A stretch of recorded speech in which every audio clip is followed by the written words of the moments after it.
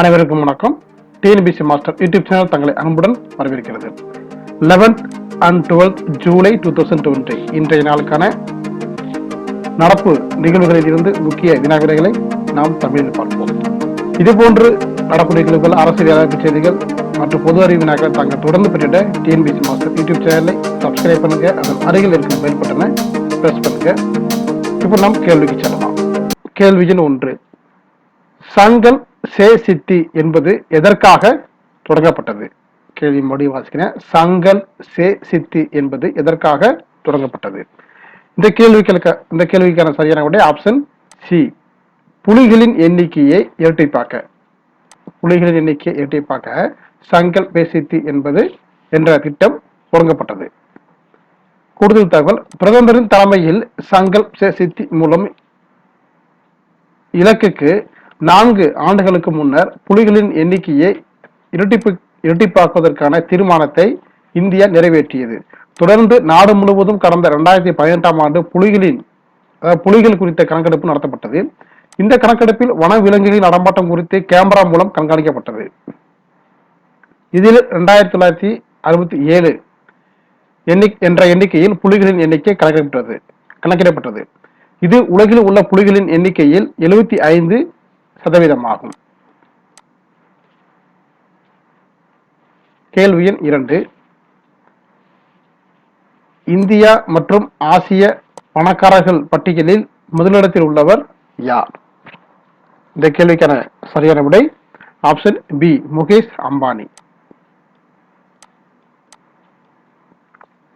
India மற்றும் ஆசிய பணக்காரர்கள் பட்டியலில் கடந்த சில மாதங்களாக சரிவை சந்தித்த முகேஷ் அம்பானி மீண்டும் முதலிடத்தை பிடித்தார். உலக அளவில் இவர் 8வது இடத்தில் இருக்கிறார். கேள்வி எண் 3. மங்கோலிய கஞ்சூர் கையெழுத்து பிரதியின் முதல் 5 தொகுதிகளை சமீபத்தில் எந்த அமைச்சகம் வெளியிட்டது? இந்த கேள்விக்கான சரியான விடை ஆப்ஷன் ஏ, கலாச்சார அமைச்சகம், கல்ச்சர் மினிஸ்ட்ரி. கேள்வி எண் 4.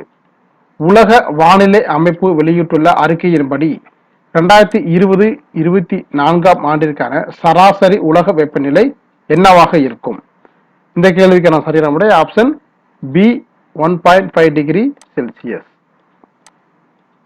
இதெல்லாம் மிக மிக முக்கியமான கேள்வி.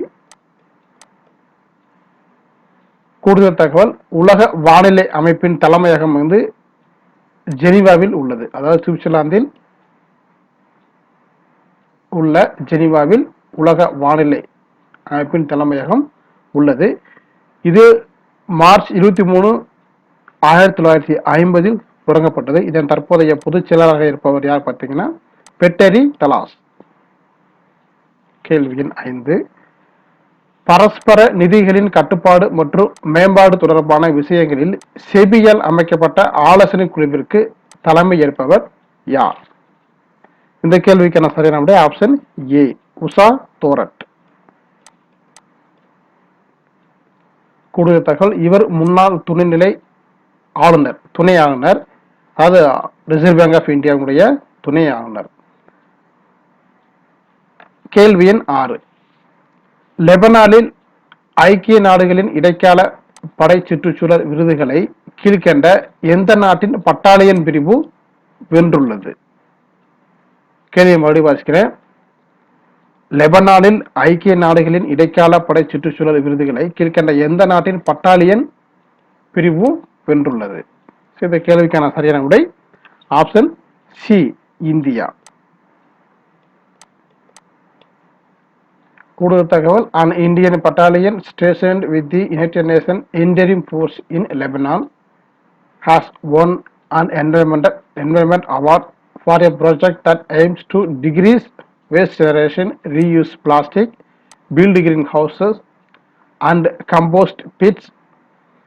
UNIFIL, that means United Nations Interim Force in Lebanon, Indian battalion was adjust first for a project that seeks to increase awareness and decrease waste generation by planting seedling in their position and areas of responsibility, preventing littering, reusing plastic bottles, building greenhouses and building composite pits. A press release from UNIFIL said.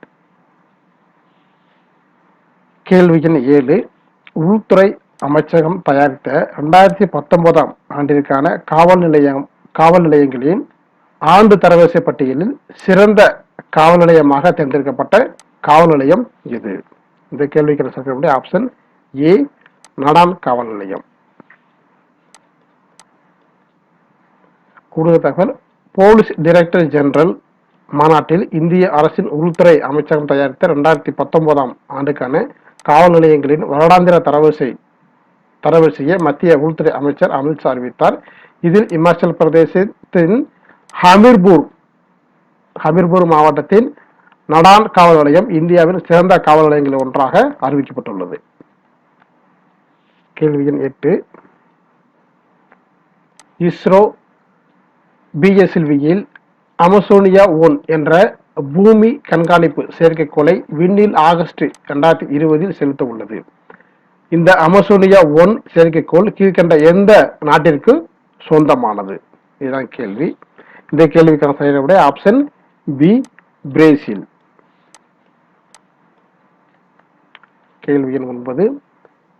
His holiness the 14th Dalai Lama on illustrated biography என்ற தலைப்பிலான புத்தகத்தை எழுதியவர் யார்? இந்த கேள்விக்கான சரியான விடை option B, அதாவது டென்சின் கீச்சே தெதோ. கேள்வி எண் 10. எகனாமிஸ்ட் இன்டெலிஜென்ஸ் யூனிட் அறிக்கையின்படி ஆசிய பசிபிக் நாடுகளில் புற்றுநோயை எதிர்கொள்வதில் இந்தியா எத்தனையாவது இடத்தில் உள்ளது? இந்த கேள்விக்கான சரியான விடை ஆப்ஷன் டி, 8வது இடத்தில் உள்ளது. கூடுதல் தகவல், India has been ranked 8th for cancer preparedness among 10th Asian Pacific countries according to a new report. The first rank is Australia, the second rank South Korea and third rank Malaysia. கேள்வி எண் 11. சமீபத்தில் கீழ்கண்ட எந்த மாநிலம் சீன உபகரணங்கள் மற்றும் சாதனங்களை பயன்படுத்த வேண்டாம் என்று அறிவித்துள்ளது? இந்த கேள்விக்கான சரியான விடை ஆப்ஷன் பி, உத்தரகாண்ட். கேள்வி எண் 12. இந்தியாவில் உள்ள அனைத்து தனியார் செய்தி சேனல்களையும் ஒளிபரப்ப பின்வரும் எந்த நாடு தடை செய்துள்ளது? இந்த கேள்விக்கான சரியான விடை ஆப்ஷன் சி, நேபாளம். கேள்வி எண் 13. இந்தியா முழுவதும் ஜூலை 11 மற்றும் ஜூலை 12 ஆகிய 2 நாட்களில் வானில் தெரியும் வால் நட்சத்திரத்தின் பெயர் என்ன? இந்த கேள்விக்கான சரியான விடை ஆப்ஷன் டி, மேற்கண்ட ஏ மற்றும் பி, அதாவது நியோவைஸ் அல்லது கோமெட் 2020. கூடுதல் தகவல், இந்தியா முழுவதும் இன்றும் நாளையும், அதாவது சனி ஞாயிறு அன்று வானத்தில் வால் நட்சத்திரம் தெரியும் என்றும் இவற்றை வெறும் கண்களால் பார்க்க முடியும் என்றும் நாசா அறிவித்துள்ளது. இந்த வால் நட்சத்திரத்திற்கு நியோவைஸ் அல்லது கோமெட் 2020 என பெயரிட்டுள்ளது. முதலில் பிரான்ஸ் நாட்டின் மான்லொகன் பகுதியில் கடந்த 8ஆம் தேதி சூரியன் மறைந்த பின்னர் மாலை நேரத்தில் வால் நட்சத்திரம் தெரிந்துள்ளது குறிப்பிடத்தக்கது. கேள்வி எண் 14. சமூக தொலைதூர படகுகளில் இருந்து மக்கள் பார்க்கக்கூடிய ஒரு மிதக்கும் திரைப்பட தியேட்டர் கீழ்கண்ட எந்த நாட்டில் வர உள்ளது? இந்த கேள்விக்கான சரியான விடை ஆப்ஷன் ஏ, பிரான்ஸ். கூடுதல் தகவல், சமூக தொலைதூர படகுகளில் இருந்து மக்கள் பார்க்கக்கூடிய ஒரு மிதக்கும் திரைப்பட தியேட்டர் வரும் 18ஆம் தேதி பாரிஸில் உள்ள சீன் நதிக்கு வருகிறது. பிரான்சின் தலைநகரான பாரிஸில் ஒவ்வொரு ஆண்டும் கோடை காலத்தில் பாரிஸ் வில்லேஜஸ் என்ற நிகழ்ச்சி கொண்டாடப்படும். பாரிஸில் உள்ள புகழ்பெற்ற சீன் ஆற்றின் நடுவே தற்காலிக கடற்கரை உருவாக்கப்பட்டு கொண்டாடப்படும். இதன் ஒரு பகுதியாக சீன் ஆற்றின் நடுவில் மிதக்கும் தியேட்டர் ஒன்று வரும் 18ஆம் தேதி அறிமுகப்படுத்தப்பட்டுள்ளது.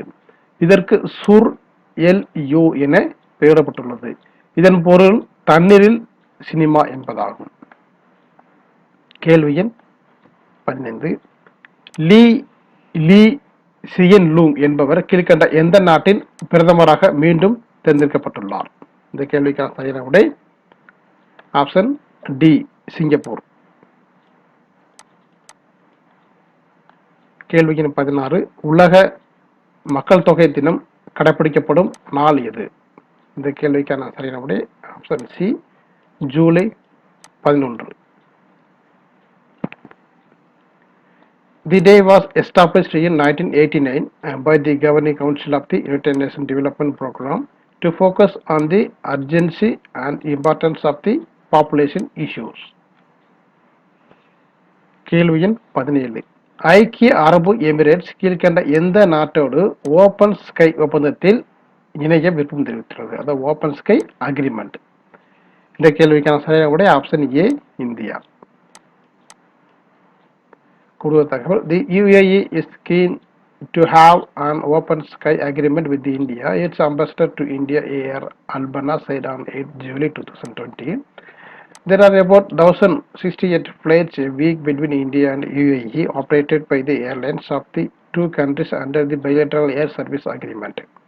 India has a open skies policy with SAARC countries and those beyond the 5,000 kilometer radius, which implies that nations within this distance need to enter into a bilateral agreement and which will determine the number of flights that their airlines can operate between the two countries.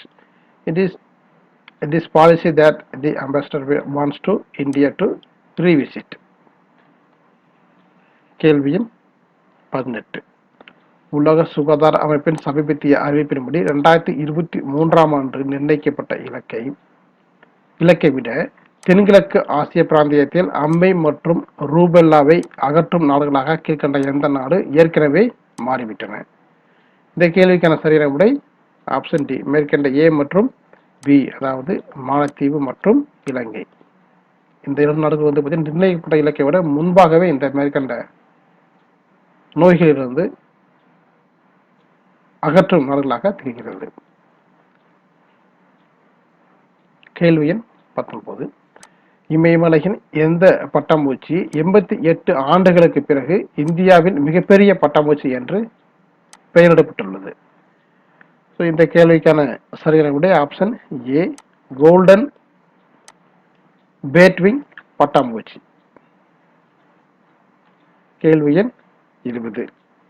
கீழ்கண்ட எந்த நாட்டின் ஆயுர்வேத மருத்துவர்களும் ஆராய்ச்சியாளர்களும் அந்நாட்டில் corona வைரஸிலிருந்து பாதுகாக்க ஆயுர்வேத மருந்துகளின் கூட்டு மருத்துவ பரிசோதனையை தொடங்க திட்டமிட்டுள்ளனர்? கேள்வி மடிவாசிகளை. கீழ்கண்ட எந்த நாட்டின் ஆயுர்வேத மருத்துவர்களும் ஆராய்ச்சியாளர்களும் நாட்டில் கொரோனா வைரஸிலிருந்து பாதுகாக்க ஆயுர்வேத மருந்துகளின் கூட்டு மருத்துவ பரிசோதனை தொடங்க திட்டமிட்டுள்ளனர்? இந்த கேள்விக்கான சரியான விடை ஆப்ஷன் சி, இந்தியா மற்றும் அமெரிக்கா. கூடுதல் தகவல். The Ayurvedic practitioners and researchers in India and the US are planning to initiate joint clinical trials for Ayurveda formulation against the novel coronavirus. The Indian envoy here said in a virtual interaction with a group of eminent Indian American scientists, academicians and doctors on 8 July 2020.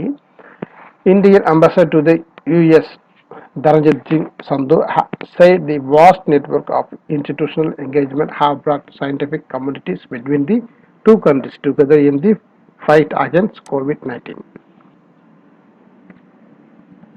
கடந்த 2 நாட்களுக்கான 20 நடப்பு நிகழ்வுக்கான கேள்விகள் மற்றும் பதில்கள் நமது இணையதளமான www.tnbcmaster.com என்ற இணையதளத்தில் பதிவிடப்பட்டிருக்கிறது. தேவைப்படுவோர் அங்கு சென்று பார்த்துக் கொள்ளலாம், படித்துக் கொள்ளலாம். நேற்றைய கேள்விக்கான சரியான விடை. கேள்வி எண் 1. தமிழகத்தின் ஜி. ஆகாஷ் என்பவர் இந்தியாவில் எத்தனையாவது கிராண்ட் மாஸ்டர் ஆனார்? இந்த கேள்விக்கான சரியான விடை ஆப்ஷன் டி, 66வது. கேள்வி எண் 2. ஓஃபெக் 16 என்பது கீழ்கண்ட எந்த நாட்டின் புதிய உளவு செயற்கைக்கோளாகும்? இந்த கேள்விக்கான சரியான விடை ஆப்ஷன் டி, இஸ்ரேல். கேள்வி எண் 1க்கான சரியான விடை டி. கேள்வி எண் 2க்கான சரியான விடை டி.